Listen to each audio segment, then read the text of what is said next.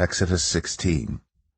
The whole Israelite community set out from Elim and came to the desert of Sin, which is between Elim and Sinai, on the 15th day of the 2nd month after they had come out of Egypt.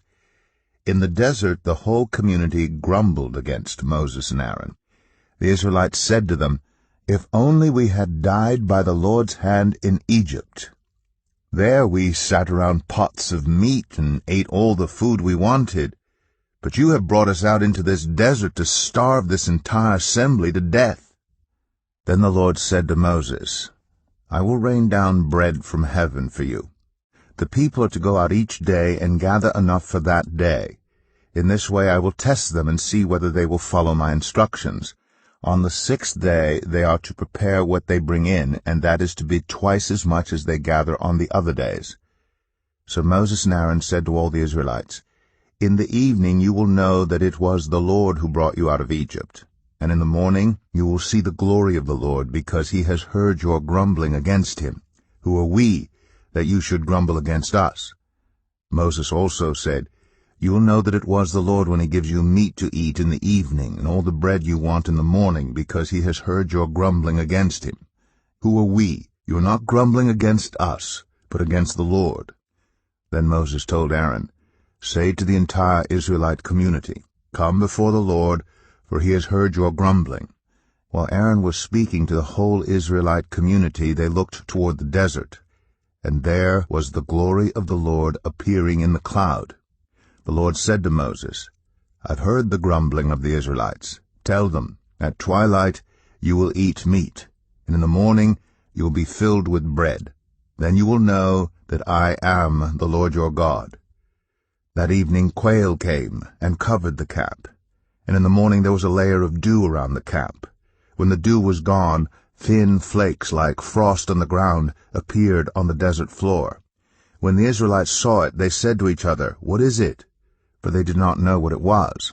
Moses said to them, "It is the bread the Lord has given you to eat. This is what the Lord has commanded.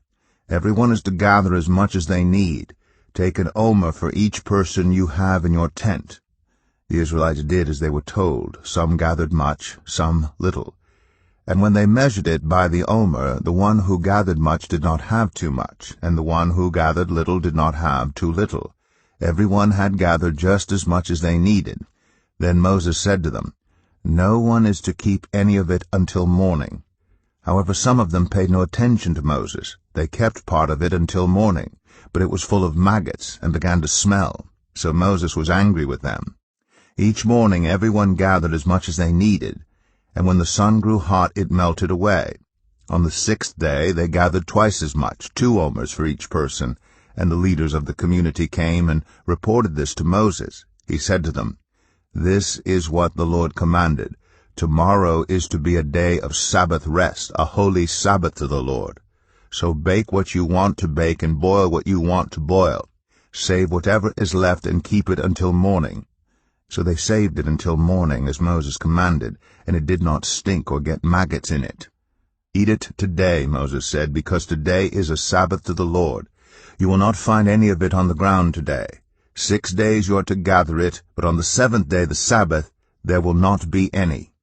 Nevertheless, some of the people went out on the 7th day to gather it, but they found none. Then the Lord said to Moses, "How long will you refuse to keep my commands and my instructions? Bear in mind that the Lord has given you the Sabbath. That is why on the 6th day he gives you bread for 2 days. Everyone is to stay where they are on the 7th day. No one is to go out." So the people rested on the 7th day. The people of Israel called the bread manna. It was white like coriander seed and tasted like wafers made with honey. Moses said, "This is what the Lord has commanded. Take an omer of manna and keep it for the generations to come, so they can see the bread I gave you to eat in the wilderness when I brought you out of Egypt." So Moses said to Aaron, "Take a jar and put an omer of manna in it. Then place it before the Lord to be kept for the generations to come." As the Lord commanded Moses, Aaron put the manna with the tablets of the covenant law, so that it might be preserved. The Israelites ate manna 40 years, until they came to a land that was settled. They ate manna until they reached the border of Canaan. An omer is 1/10 of an ephah.